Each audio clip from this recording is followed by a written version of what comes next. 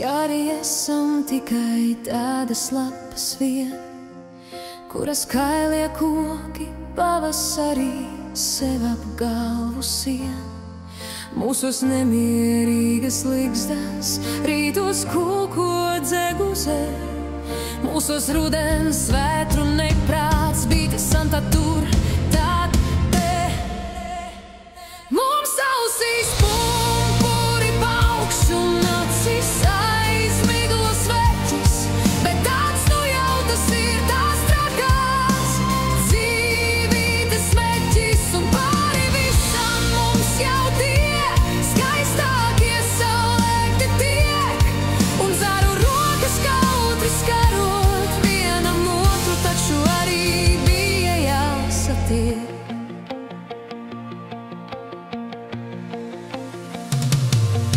Bet, kad paguris dzenis kaus aizvienu vien lēnāk, un kad mums būs tā